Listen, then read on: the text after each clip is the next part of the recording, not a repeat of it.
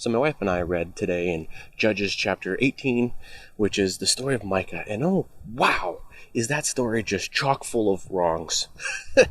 I mean, the more you understand the Judean religion, the more you understand how wrong this story, like everybody in this story is, because the author does not point anything out really at all. He doesn't point out that it's wrong. He just points out what's happening. So I'll kind of walk you through it since it's just one chapter long. It's pretty quick because there's a point to this. Where it starts out with Micah's mom saying, yeah, I curse the person who stole 1,100 shekels of silver. And Micah's like, yeah, I love you, Mom. Sorry. Here's it back. And the mom's like, okay, well, I'll bless you instead of curse you. Now I feel bad, so I'm going to curse you in the name of Yahweh. Bless you. And first of all, she's cursing the person wrong. You're not supposed to do that in Judean religion. So that was wrong. And then when she goes to bless him, she blesses him in Yahweh's name, and that wasn't correct either. So that was totes wrong. And like within 3 verses, you've got everybody just wrong. Then the mom goes even farther. She gets it. She ups the ante. She goes, all right, well, I'm so thankful that my son gave me back my own money, and I want to bless him for not stealing from me, whatever that means, that she wants to make a shrine, like a graven image. You know, one of the commandments, do not make graven images. So she goes and does that with 200 shekels of silver. Boom, another thing wrong. And then Micah's like, all right, cool. Since we're just making stuff up, I'm going to make my son the priest. And let's just start a whole new religion, basically. The author does not point... Come on, phone. Again, the author doesn't point out any of this is wrong. Just telling the story as it is. But then to conclude this story, a Levite is just traveling. And Micah's like, oh, you know what? You're better than my son being a priest because only Levites are really only supposed to be the priests. And I guess he decided that Levites are better priests than anybody else instead of them being the only priests than anybody else. So that's cool. He decides to hire this priest. He hires a priest for himself personally and his family. And then he's like, well, I'm good with God now because, I have a Levite priest in my house in charge of my shrine. And it's just like, dude, it's just so wrong. And I remember reading this for the first time and not really noticing anything wrong. I was like, man, this is kind of odd, but I guess you're allowed to do this? I don't really know. Because I wasn't that educated on everything that I should have known. And I even grew up in church.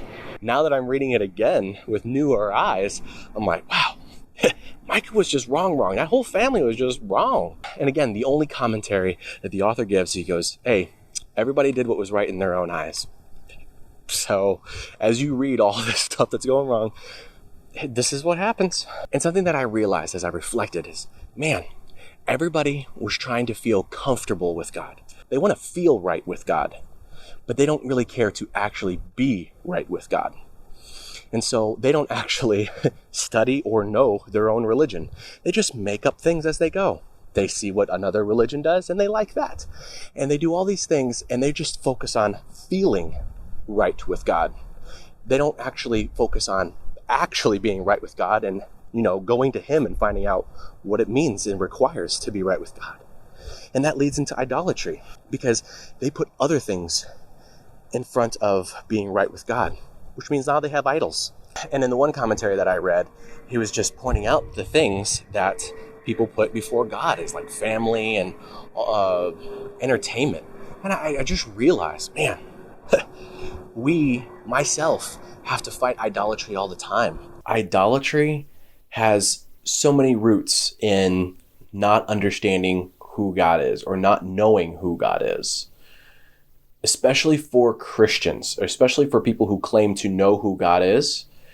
It can be out of you don't know who God is because you're not studying His law, and then you just go and do stuff that you think is right, and it's wrong. Or you can be a faithful Christian, so that would be the more type of Christian that just claims to be Christian, a cultural Christian that really has no clue about the Christian faith at all. They just kind of go to church and they know a couple the big rules, and that's them, and they commit so much idolatry because they put so many things before God. They just want to feel like they're close to God. They want to feel like they are in right standing with God, when in fact they're not, because they give no effort to actually pursue the truth and pursue what God has said is the truth, how you can be right with him. Then we have the more devout Christians.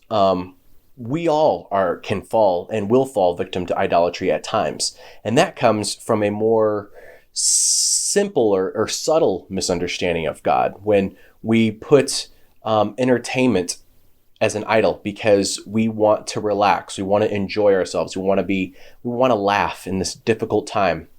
Well, if you do that more than pursue God, then you're thinking that those things can bring you joy, peace, and happiness over God. That's a misunderstanding of who God is.